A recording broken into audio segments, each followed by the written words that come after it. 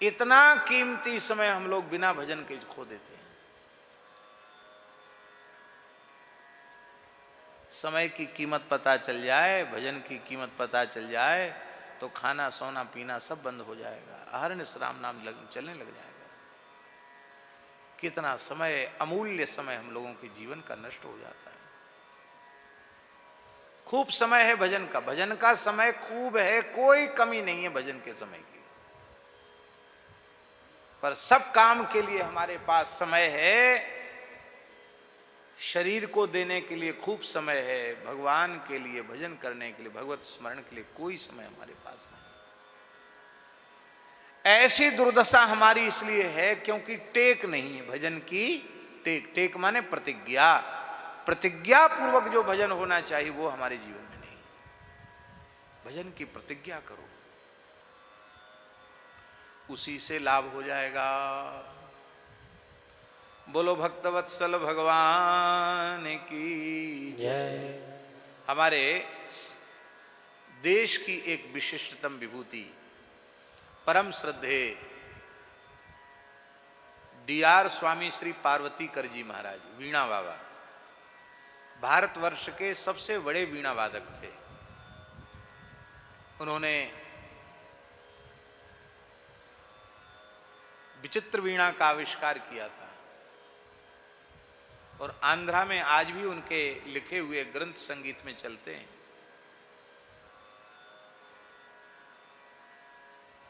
पूरी संख्या मुझे याद नहीं, हमारे डॉक्टर हरे कृष्ण जी शाह उनके शिष्य थे,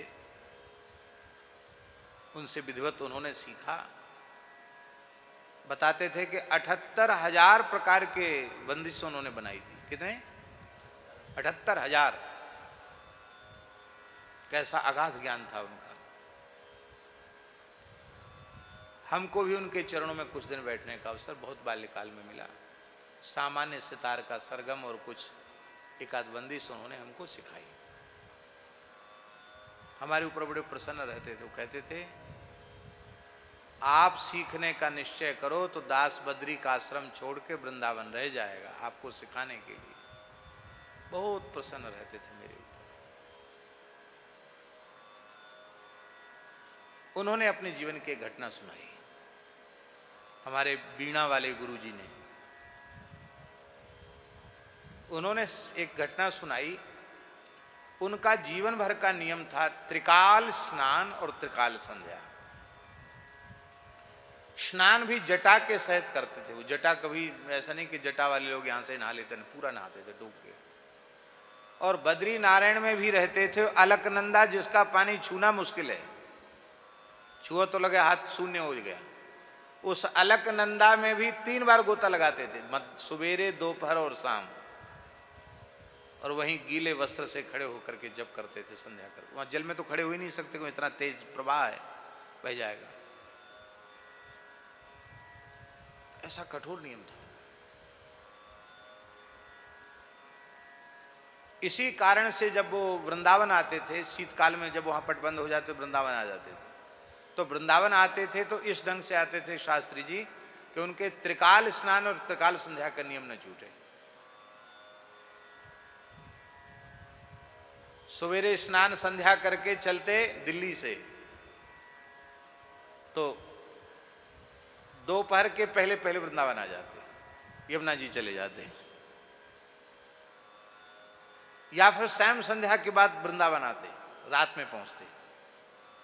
त्रिकाल संध्या का नियम समय से, तो इसी कारण से वो हवाई जहाज से चलते थे। और आवश्यक हुआ तो चार्टर प्लेन, छोटे प्लेन जो प्राइवेट मिल जाते उनसे। हमारी संध्या न छूटे, हमारा नियम न छूटे। बुलाना हो तो ऐसी व्यवस्था करो, बुलाएंगे तो व्यवस्था तो करनी पड़ेगी। तो उन्होंने कहा कि एक बार कोई बहुत बड़ा आयोजन था संगीत का, तो हम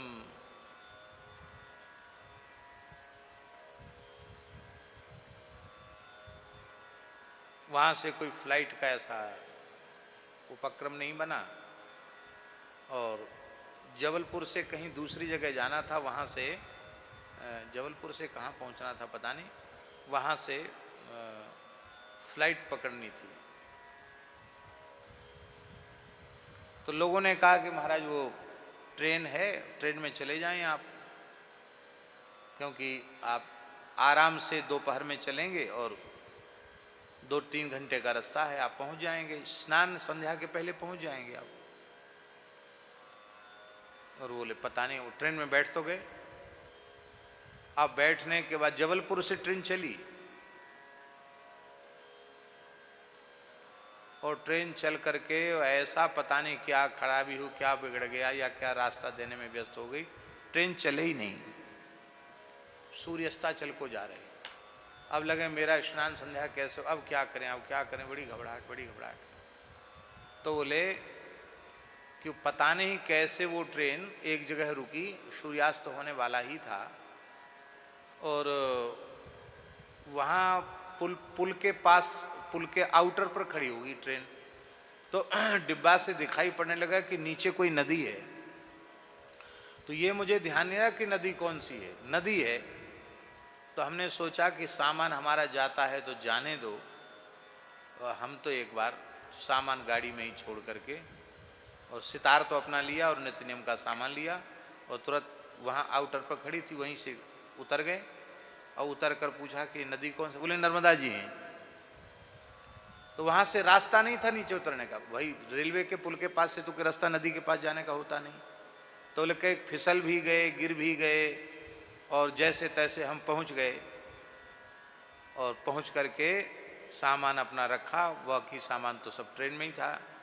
और जैसे ही गोता लगाया, गोता लगा करके सायंकालीन संध्या की सूर्य की उपस्थिति में सूर्यार्घ दिया। चित्त को शांति मिली कि सब सर्वनाश हो जाए तो कोई बात नहीं, हमारा नियम की रक्षा हो गई। आज भगवान बड़ी कृपा की, ट्रेन रोक दी आपने नदी के पुल पर, नर्मदा जी के पुल पर ट्रेन रोक दी। तो बोले फिर नियम पूरा किया। जब पूरा किया अंधेरा हो गया, नक्षत्र आ गए, ट्रेन खड़ी है। तो हमने सोचा कि अब तो नियम तो होगा, यहाँ मच्छर उच्छर भी लग रहे हैं, चलें ऊपर चलें। तो जैसे तैसे, रास्ता तो नहीं था लेकिन जैसे तैसे उतर तो आए थे, तो धीरे धीरे चढ़ के पहुंच गए, ट्रेन में पहुंच गए, डिब्बा में बैठ गए। डिब्बा में बैठे तो हमने पूछा कि यहाँ लगभग 2 घंटे से ट्रेन खड़ी है, क्या हो गया। बोले पता नहीं इंजन में क्या खराबी आ गई है, वो इंजन ही स्टार्ट नहीं हो रहा है। डीजल इंजन ये चलते थे, वो कोई इंजन में खराबी आ गई है, तकनीकी खराबी आ गई है। अब बोले ऐसी जगह ट्रेन खड़ी है कि अब उसमें बड़ा कठिनाई है। अब दूसरा इंजन आएगा, वो इसको खींच के ले जाएगा, फिर नया इंजन इसमें लगेगा तब ये चलेगी। तो हुआ क्या, बोले वो जो खराब हो गया था इंजन वो तो खींच के चला गया है, अब नया आएगा तब चलेगी गाड़ी। तब तक इस ट्रैक की सारी ट्रेनें बंद हैं।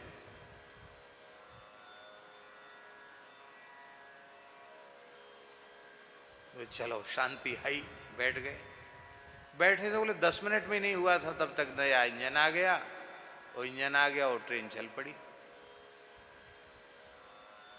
जहाँ की फ्लाइट थी वो तो चूक ही गई, फिर वहाँ लोग परिचित थे, वहाँ रुक गए।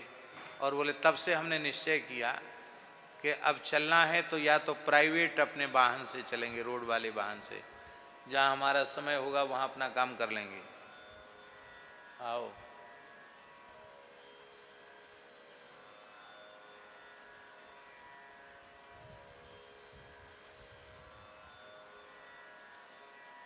जय हो, वाह अकस्मात दर्शन। बोले या तो अब अपने व्यक्तिगत कोई वाहन की व्यवस्था होगी तो उससे चलेंगे, या फिर जहाज से वैसे ही चलेंगे कि हमारा नियम न छूटे। तो उन्होंने कहा कि इस प्रकार से कई अवसरों पर भगवान ने नियम की रक्षा की। टेक, इसको कहते टेक। देखो टेक आप कर लो, आपकी टेक पूरी तो ठाकुर जी करेंगे। भीष्म पितामह ने टेक कर ली, आज जो हरिहीन शस्त्र गहाऊं, तो लाजू गंगा जननी को शांतनु सुत न कहाऊं। एक टेक कर ली। तो ठाकुर जी ने अपनी प्रतिज्ञा छोड़ दी और स्वनिगमपहाय मत प्रतिज्ञा मृत मधिकरुत मव प्लुतो रथस्था धृतरथ चरणो भया चलत गुरु हरिर्व हंत विभम गतोत्तरीय। भगवान को अस्त्र उठाना पड़ा।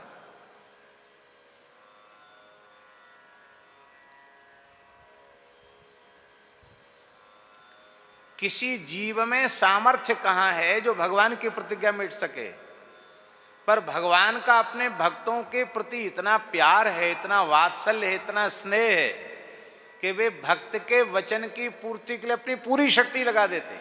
अपनी प्रतिज्ञा छोड़नी पड़ जाए तो उसको भी छोड़ देते हैं।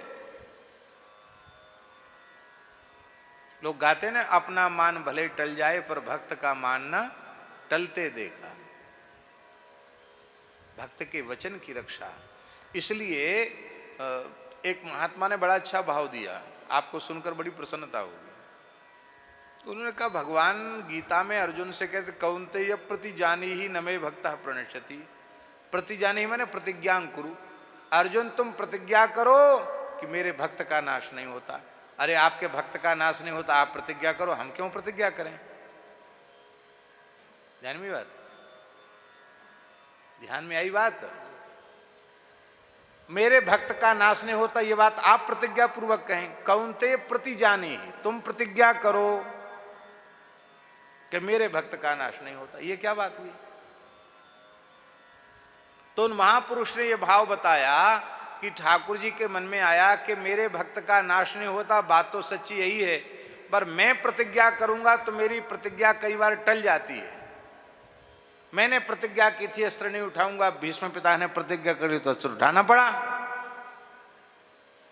लेकिन यदि भक्त की प्रतिज्ञा हो गई तो उस भक्त के वचन की रक्षा के लिए मैं अपनी पूरी ताकत लगा दूंगा। इसलिए तुम प्रतिज्ञा करो तो मैं पूरी शक्ति लगाने के लिए तैयार हूं, मेरे भक्त का नाश नहीं होता। इसलिए भैया टेक बहुत जरूरी है। हाँ, इसलिए गोस्वामी जी कह रहे हैं, केहू भांति कृपा सिंधु मेरी ओर हेरिए।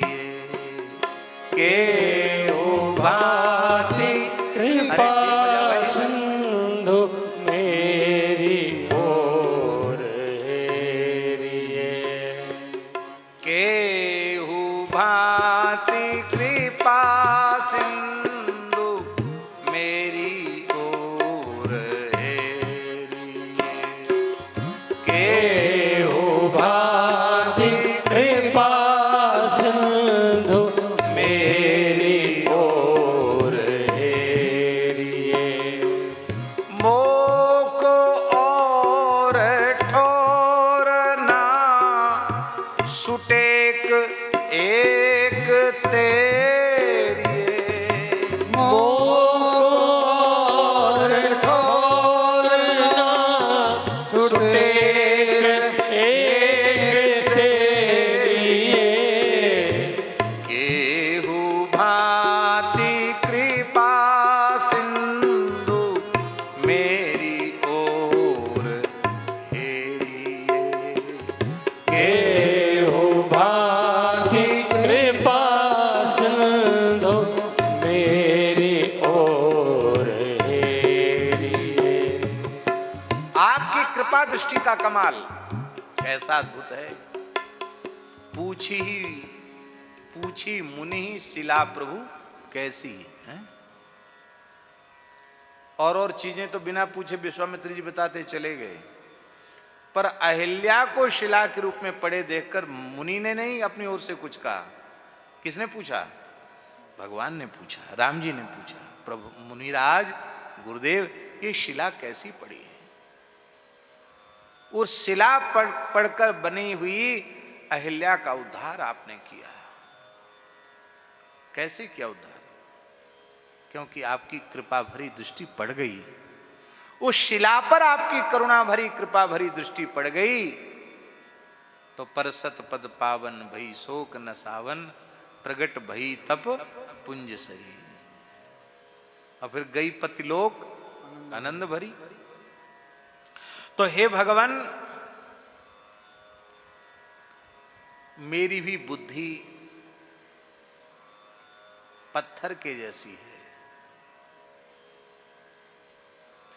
देखो, शुष्क बुद्धि को पाषाण बुद्धि कहा जाता है, जिसमें रस न हो। जो बुद्धि सरस नहीं है वो बुद्धि नहीं, वो तो पत्थर है।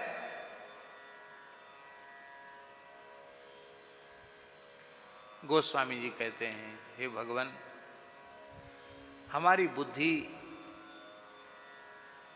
एक शिला के जैसी नहीं है। अहिल्या में जो जड़ता थी ना, उस जड़ता का 1000 गुना कर दिया जाए, उससे भी अधिक कठोर और जड़ हमारी बुद्धि है। इस बुद्धि रूपी शिला ये तिरेगी तभी जब आपकी कृपा कोर भरी दृष्टि नजर इस पर पड़ जाएगी। अहिल्या पाषाण थी, पत्थर में कोई क्रिया नहीं होती है, निश्चेष्ट होता है पाषाण, उसमें कोई गति नहीं होती है। आप स्वयं चलकर अहिल्या तक आए। इसका तात्पर्य मेरी बुद्धि हजारों अहिल्या से भी ज्यादा पाषाणमयी कठोर हो चुकी है, शिलामयी है हमारी बुद्धि। हमारी बुद्धि आप तक नहीं जा सकती है। आप स्वयं चलकर मेरी बुद्धि तक आइए और अपनी कृपा भरी दृष्टि से मेरी बुद्धि को देखकर कृतार्थ कीजिए। अपनी चरणरज मेरी बुद्धि को प्रदान करके उसे धन्याति धन्य कीजिए।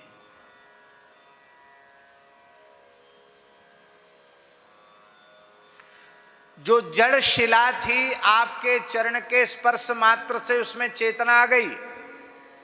हमारी जड़ बुद्धि में भी ज्ञान की, प्रेम की, भक्ति की चेतना तभी आएगी जब मेरी बुद्धि को आपका पावन स्पर्श प्राप्त हो जाएगा, आपकी करुणा भरी, कृपा भरी दृष्टि का स्पर्श प्राप्त हो जाएगा। अहिल्या में तो एक पाषाण की जड़ता थी, पर हमारी बुद्धि में तो सहस्रों शिलाओं की जड़ता है। इसलिए मेरी बुद्धि को चैतन्य कर दीजिए।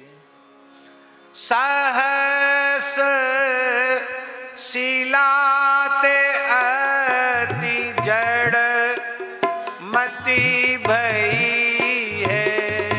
सहस शिलाते अति जड़ मति भई है। कासु कहूँ कोने गए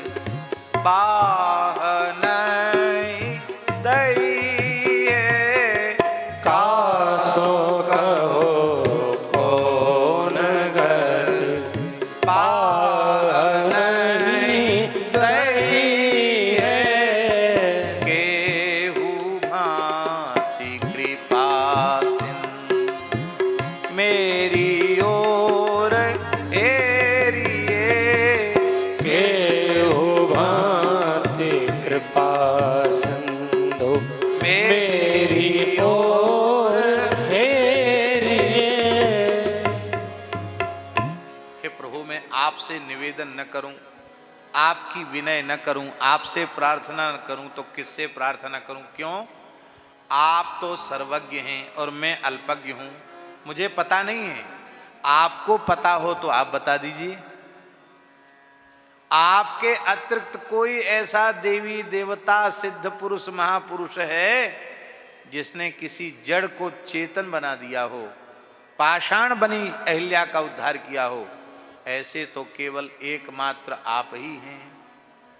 यहां एक सूक्ष्म भाव महापुरुषों ने दिया है कि आप सभी स्वरूपों में प्रकट होकर लीला करते हैं, पर कृपा करुणा की चरम सीमा की भी चरम सीमा आपने रामावतार में प्रकट कर दी, अहिल्योद्धार करके।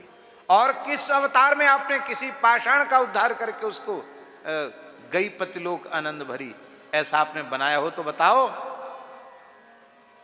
इसलिए केहू भांति कृपा सिंधु मेरी ओर हे, किसी पद्धति से एक बार मेरी ओर देख लीजिए, आपका क्या घाटा है, हमारा काम बन जाएगा। हे प्रभु, आप अहिल्योद्धार के लिए चलकर वहां तक आ गए तो हजारों शिलाओं से भी अधिक जड़ मेरी बुद्धि रूपी अहिल्या के उद्धार के लिए मेरे पास चलकर क्यों नहीं आते हैं? एक ध्वनि ये है, यहां भी आकर अकेले मत आइए, गुरु महाराज के साथ आइए, संत के साथ आइए। संत लक्ष्मण जी हैं, गुरु विश्वामित्र जी हैं। संत और सदगुरु इनको साथ लेकर आइए। संत सदगुरु के साथ जब भगवंत पधारते हैं तभी बुद्धि की जड़ता समाप्त होती है। अकेले भगवान भी खत्म नहीं करते। संत सदगुरु के साथ जब भगवंत आते हैं तो बुद्धि रूपी अहिल्या का उद्धार हो जाता है। हे प्रभु, दूसरा, अयोध्या से आप पैदल चल करके व्याघ्रसर तक, सिद्धाश्रम बक्सर तक आप आए। क्यों आए, किस लिए आए? आपके आने का प्रयोजन क्या है? बोले आने का प्रयोजन था विश्वामित्र जी के यज्ञ की रक्षा। क्योंकि यज्ञ संस्कृति के रक्षण के लिए, उसकी स्थापना के लिए आप प्रकट भये हैं। विश्वामित्र जी यज्ञ कर रहे थे और वो राक्षस यज्ञ पूरा नहीं होने दे रहे थे।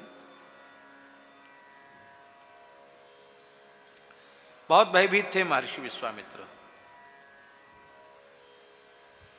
जहां जप यज्ञ जोग मुनि करहीं, अति मारीच सुबाहु ही डरहीं, उनसे डर रहे थे। और अंत में विश्वामित्र जी ने निश्चय कर लिया, गाधि तनय मन चिंता व्यापी, हरि बिन मरहि न निश्चर पापी।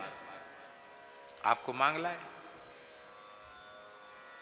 आपको मांग लाए तो आप आए और आपने कहा कि निर्भय यज्ञ करो तुम जाई। अब निर्भय होकर के यज्ञ करो। आप रहे मख की रखवारी, आप स्वयं यज्ञ की रक्षा के लिए धनुष पर प्रत्यंचा चढ़ाकर सरसंधान की मुद्रा में खड़े हो गए। महाराज जी, वाल्मीकि रामायण में लिखा है, अनिद्रम षडहो रात्रम तपोवनम रक्षताम। 6 दिन 6 रात्रि तक भगवान ने पलक नहीं गिराई, न खाया न पिया। 6 दिन 6 रात्रि तक लगातार रघुनाथ जी धनुष बाण लेकर के ऐसे धनुष को खींच करके ऐसे ऐसे।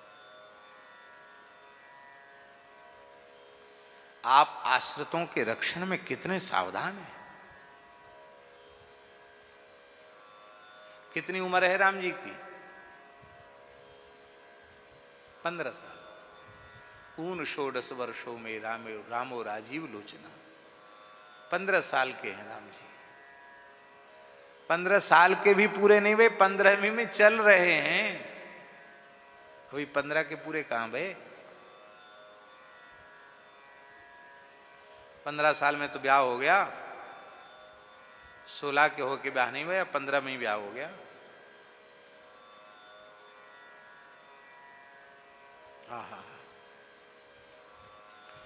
तो हे भगवान, आपने मारीच को तो बिना फर के बाण से सोयोजन फेंक दिया और सुबाहु आदि राक्षसों को जलाकर भस्म कर दिया। तो भगवान, मैं भी यज्ञ करना चाहता हूं, पर विश्वामित्र जी के यज्ञ में और मेरे यज्ञ में अंतर है। विश्वामित्र जी का यज्ञ कर्मकांड वाला यज्ञ है। इसमें होता, उद्गाता, आचार्य, ऋत्विक सबकी आवश्यकता है। ब्रह्मा, होता, उद्गाता, ऋत्विक सबकी जरूरत है। शाकल्य की जरूरत है, यज्ञ सामग्री की, पूजन सामग्री की जरूरत है, घी, चावल, जौ आदि जो भी यज्ञ के संभार हैं सबकी जरूरत है। पर हम तो बहुत गरीब हैं, हमारे पास कुछ नहीं, कहां से यज्ञ करेंगे? ना हमारे पास धन है और ना हमारे पास जन है। बहुत ध्यान से सुने, हमारे पास धन है ये भाव होगा तो भगवान का आश्रय कमजोर पड़ जाएगा, धन का आश्रय हो जाएगा। हमारे पास लोग हैं ये बात मन में होगी तो जन का आश्रय हो जाएगा, भगवान का आश्रय कमजोर पड़ जाएगा। ये शरणागति का भाव, अनन्य आश्रय। न मेरे पास धन है और न मेरे पास जन है, तो मेरे जैसा व्यक्ति यज्ञ करना चाहे तो कैसे यज्ञ करे? अरे यज्ञ की बात जाने दो, आपके मन में सत्यनारायण कथा बचवाने का मन करे तो भी अकेले नहीं होगा। सहयोगी लगेंगे सत्यनारायण कथा में कि नहीं? बोले महाराज हमारा एक ऐसा यज्ञ है जिसमें किसी होता उद्गाता ब्रह्मा ऋत्विक की आवश्यकता नहीं, यज्ञ मंडप की जरूरत नहीं, यज्ञ संभार की आवश्यकता नहीं, सामग्री की जरूरत नहीं, शाकल्य की जरूरत नहीं, घी तिल जौ चावल शक्कर किसी चीज की जरूरत नहीं। वो कौन सा यज्ञ है? ऐसे यज्ञ का पता चल जाए कि जिसका फल तो सबसे ज्यादा हो, फल तो ऐसा हो कि उसकी कोई सीमा ही ना हो, असीम हो, और खर्च कुछ लगे नहीं, सहयोगी की जरूरत होना, तो ऐसा यज्ञ कौन नहीं करना चाहेगा? सब करना चाहेंगे कि नहीं? पर महाराज क्या बताएं, इस यज्ञ में सबकी श्रद्धा नहीं होती। जो चीज सबसे श्रेष्ठ, सबसे सरल होती है, सबसे सस्ती होती है, उसमें जल्दी श्रद्धा नहीं होती है।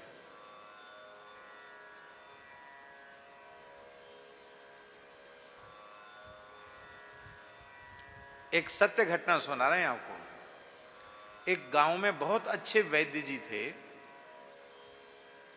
बहुत अच्छे वैद्य थे, माने ऐसा समझो कि वो धन्वंतरी जैसे ही थे। अमीर से अमीर लोग उनके पास दवाई लेने आते थे और निर्धन से निर्धन लोग दवाई लेने आते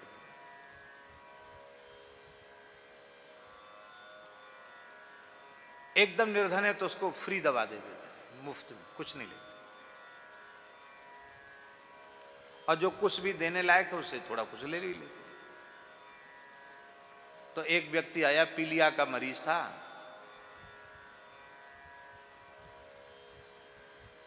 तो एक पुड़िया उन्होंने दी, वैद्य रसायन था, उसकी हैसियत देख के वैद्य जी ने कहा कि इकन्नी दुवन्नी चलती थी उस समय, इकन्नी उसने वैद्य जी ने मांगी, इकन्नी दो, इकन्नी दे दी। पुड़िया लेकर के रोगी वहीं बैठा था, तब तक एक दूसरे आए। उसी गांव के एक सेठ जी थे, वो भी उसी रोग से ग्रसित थे। उन्होंने भी कहा वैद्य जी हमको भी दवाई दो। तो उन्होंने पुड़िया दी, बोले इसकी कीमत लगेगी। कितनी? 1 रुपया। कितनी? 1 रुपया। तो उसने प्रसन्नता पूर्वक 1 रुपया, उसको कोई परेशानी नहीं थी, 1 रुपया उसने दिया और ले गया, चला गया। तो जो रोगी पहले से बैठा था, उस रोगी ने वैद्य जी से कहा वैद्य जी क्षमा करना, वही शीशी में से आपने कुछ भस्म जैसी निकाली और पुड़िया बना के हमको दी, हमसे इकन्नी ली, और अमुक व्यक्ति से आपने 1 रुपया लिया। तो महाराज इतना, उन्होंने कहा देखो वस्तुतः इसकी कीमत तो इकन्नी ही है, लेकिन उस सेठ को इकन्नी की दवाई देते तो वो खाते ही नहीं, यहां से ले जाके नाली में फेंक देता पुड़िया, खाता नहीं। हमारी औषधि का, हमारी विद्या का तिरस्कार होता, उसको फायदा नहीं। और मान लो खा भी लेता तो उसको फायदा नहीं होता, क्यों? उसकी श्रद्धा नहीं होती। अरे क्या सस्ती इकन्नी की दवा है, 1 रुपया लगा। उस जमाने में 1 रुपए की कीमत थी महाराज है? हमारे महाराज पहाड़ी बाबा महाराज की सुनाई बात है, उस जमाने में 32.5 सेर चना महाराज जी कहते 1 रुपए के आते थे। उस जमाने का 1 रुपया कोई कम नहीं होता। आज 32.5 सेर चना लेने आओ तो 1000 रुपए में भी शायद नहीं मिलेंगे। 1000 रुपए में मिल जाएंगे? पता नहीं, हम कभी खरीदते नहीं, क्या पता चले। आपको पता है? लो 3000 के करीब मिलेगा, बाबा ने बता दिया।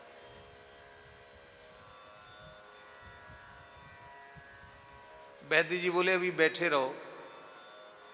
एक अत्यंत निर्धन आदमी आया, बोले महाराज हम पी लिया, बहुत परेशान हैं। बोले दवाई है, इकन्नी है इसकी। बोले मैडम तो इकन्नी भी हमारे पास नहीं है। तो बोले तुम ठीक होना चाहते? बोले हाँ ठीक होना चाहते हैं। बोले मंडी में चले जाया करो, मंडी में, सब्जी मंडी में जो पीली पीली पत्ती मूली की फीकी पड़ी रहती ना, पीला पड़ गया पत्ता, उसको बटोर लाओ, उसको पानी से धो लो, गुनगुने पानी से, और उसको थोड़ा कूट करके कपड़े में उसका अर्क निकाल के उसको लो, ठीक हो जाओगे।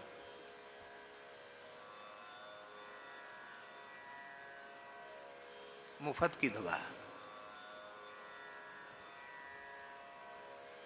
1 पैसा खर्च नहीं हो, इकन्नी भी खर्च नहीं होगी। तुम नहीं जा सकते तो भाई घर का कोई चला जाए। तो 1 रुपए की पुड़िया से जो लाभ हुआ वही लाभ इकन्नी की दवा से हुआ, और जो इकन्नी और 1 रुपए से लाभ हुआ दवाई से, वही मूली के पत्ती के पीली पड़ी हुई पत्ती, जो बेकार पड़ी पत्ती, उसके रस को निकालकर उसका रस लेने से वही लाभ हो गया।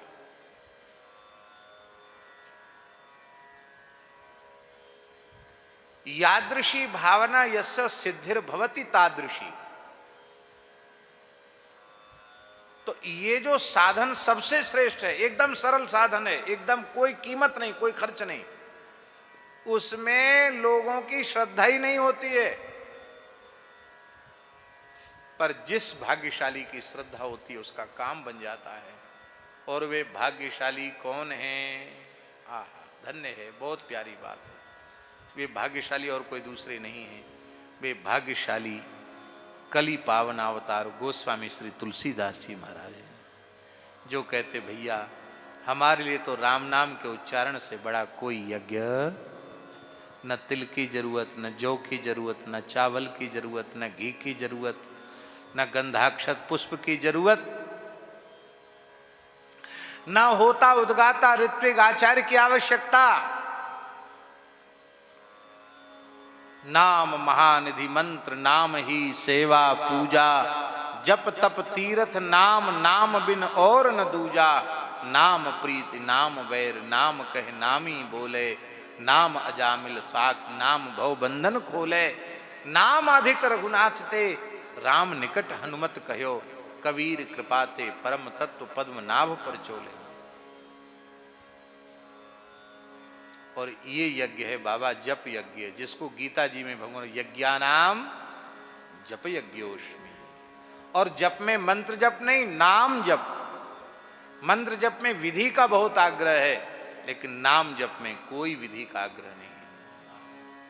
आर निश्राम नाम।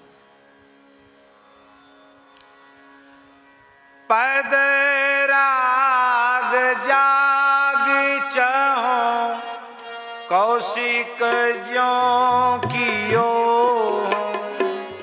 पद राग जाग चहो, कौशिक ज्यों कियो।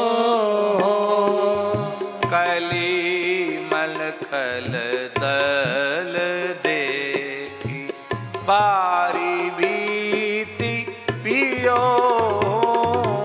कलिमल खल दल देखी, भारी भीत पियो। केहू भांति कृपा सिंधु, मेरी ओर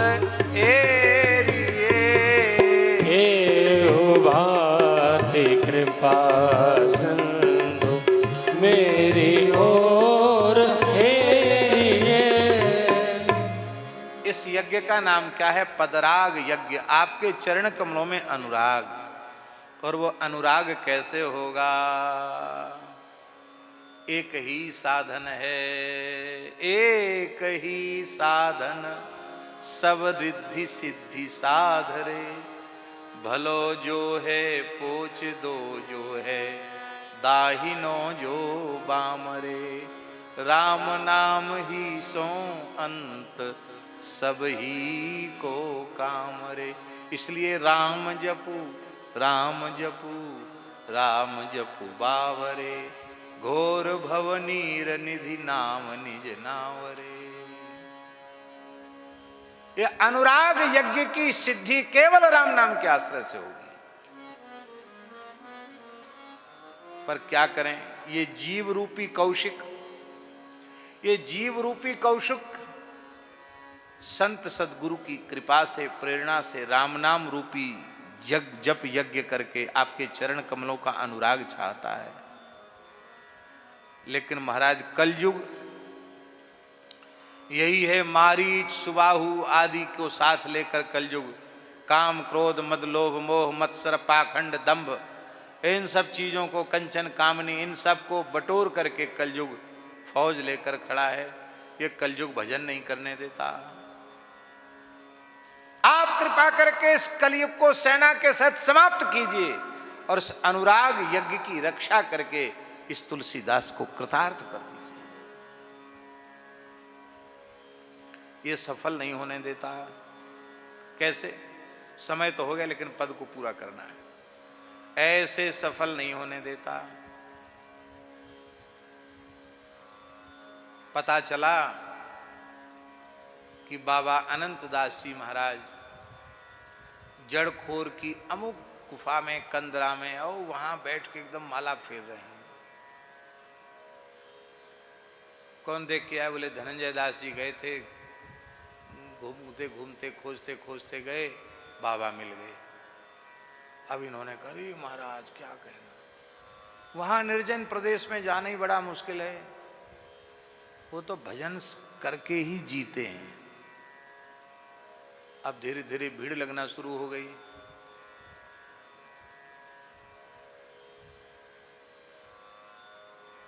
तो बाबा को तख्ती टांगनी पड़ी बाहर। बाबा से मिलने का समय शाम को 4 से 5। भीड़ इकट्ठी होने लग गई। अब लोगों में हल्ला मचा। 24 घंटे में 23 घंटे भजन करते हैं, 1 घंटे मिलते हैं, बताओ। अब चाहे भले ही 12 घंटे सोते हो भीतर गुफा में। नाम नहीं लेंगे। एक बड़े प्रसिद्ध महानुभाव की घटना है। उनका अनुष्ठान पूर्ण हुआ। बोले हिमालय में इन्होंने अनुष्ठान पूर्ण किया, इनको गायत्री का दर्शन हो गया, यूं हो गया त्यों हो गया। लोगों ने कहा।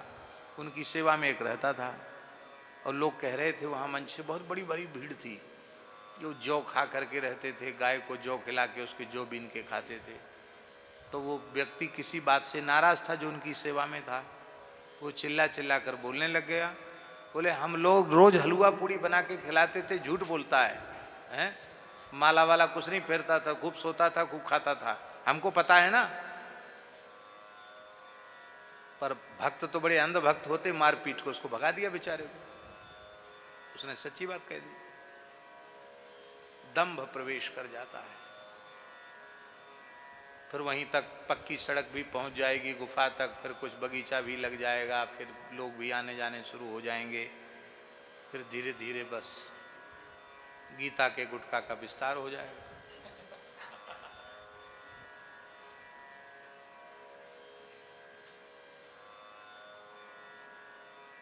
अयोध्या जी में महाराज जी, आप संत को जानते हैं अच्छी प्रकार से, श्री राम रगड़े बाबा, राम रगड़े दास जी, 100 साल से बहुत ऊपर आयु थी उनकी। अयोध्या में लोग कहते थे कि 127 से 130 वर्ष की उम्र है, भगवान जाने, जो भी बड़ी आयु थी उनकी। तो बुढ़ापे में दूसरे लोगों ने कुछ थोड़ा बहुत प्रहलाद घाट पे बनाया था, नहीं तो महाराज वो बट के पेड़ के ऊपर रहते थे। एक सेठ आया, बोला बाबा जी आप तो पेड़ के ऊपर रहते हैं, यहाँ हम सब खरीद देंगे, आश्रम बना देंगे। बहुत देर तक तो सुनते रहे उसकी बात, देखा ही तो बोलना बंद ही नहीं कर रहा है।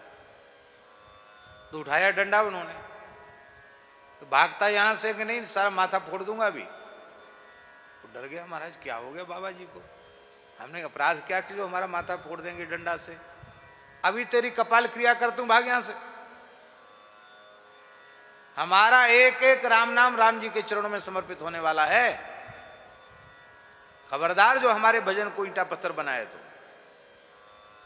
भाग जाए से। कह के पेड़ पे चढ़ गए।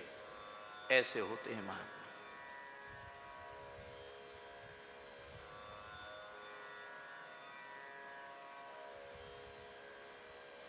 तीनों इच्छाओं का त्याग किए बिना भजन संभव नहीं है। 3 सूत्र बताए थे ना, भगवान के बनकर भगवान के लिए भगवान का भजन करें, दूसरा कोई। हाँ, ठाकुर जी चाहें, सूरदास जी, कबीरदास जी, तुलसीदास जी, इनके जीवन में कम यश प्राप्त हुआ क्या, पर इन्होंने कभी चाहा नहीं। बिना इच्छा के, बिना संकल्प के, बिना कामना के, ठाकुर जी की इच्छा से जो हो जाए हो जाए। स्वयं यदि कोई भी चाह चित्त में है तो बस वहीं भगवान की माया का प्रचंड प्रभाव आ जाएगा और वहीं सब कुछ चौपट हो जाएगा। तो हे भगवान, इस कलिमल रूपी सेना को मैं संहार नहीं कर सकता, मैं तो डर रहा हूं इससे। आप ही भजन के विक्षेप करने वाली कलयुग के दोष रूपी सेना का वध कर दीजिए और मेरे अनुराग यज्ञ की रक्षा कीजिए, जिससे मेरा आपके चरणों में अनुराग हो जाए। एक और बात कहते हैं कि हे भगवान, करम कपीस बाली बली त्रास त्रस्यो है। करम कपीस बाली बली त्रास त्रस्यो, चाहत अनाथ नाथ तेरी बाह बस्यो, चाहत अनाथ नाथ तेरी बाह बसो। ये कर्म जो है ना, ये कर्म जो है कपीस है। यहां गोस्वामी तुलसीदास जी महाराज स्वयं को तो सुग्रीव के रूप में अनुभव कर रहे हैं और कर्म को, जिस कर्म के लिए कहा गया गहना कर्मणो गति ही, कर्म की गति बहुत गहन है, वो कर्म ही बाली है, बहुत बली है, कर्म बहुत बलवान है। उस कर्म रूपी बलि के डर से मैं 3 लोकों में भाग रहा हूं, थर थर कांप रहा हूं। अवश्यमेव भोक्तव्यम कृतम कर्म शुभाशुभम, किए गए शुभ अशुभ कर्मों का फल भोगना ही पड़ेगा। ना भुक्तम क्षीयते कर्म कल्प कोटि शतैरपि, सैकड़ों कल्पों में भी भोग के बिना कर्म की राशि का क्षय होने वाला नहीं। और इस कर्म जाल को, कर्म जाल रूपी बलि बाली को एक बाण से मारकर, और वो एक बाण है आपकी कृपा का कटाक्ष, बिना प्रत्यंचा का बाण। धनुष तो आपकी भौहें हैं और आपकी करुणा भरी दृष्टि बिना प्रत्यंचा का बाण है। आपके एक बाण से वो कर्म जाल रूपी बलि बाली नष्ट हो जाएगा और इस तुलसीदास रूपी सुग्रीव की रक्षा हो जाएगी।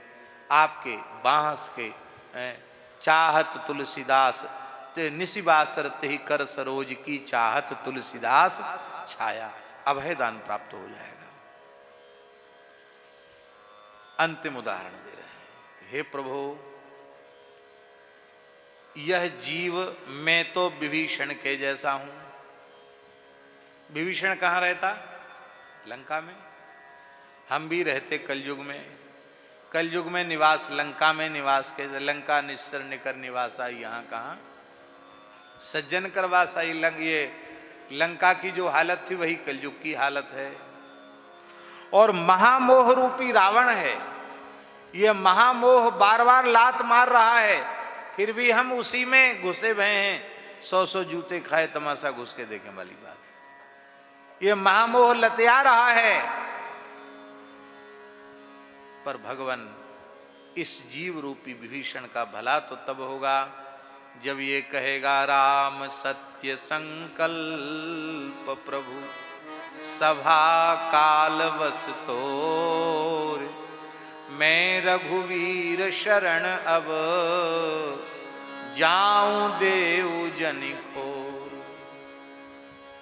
श्रवण सुजस सुनियायो प्रभु भंजन भवभीर, त्राहि त्राहि आरति हरण शरण सुखद रघुवीर। इस महामोह रूपी रावण का नाश आपकी कृपा कटाक्ष के बिना होगा नहीं। और जब महामोह रूपी रावण का नाश हो जाएगा तो इस कलयुग रूपी लंका में रहकर भी जीव भजन कर लेगा। करहु कल्प भरी राज तुम, मोहि सुमिरहु मन माहि, पुनि मम धाम पे हऊ, जहां संत सब जान।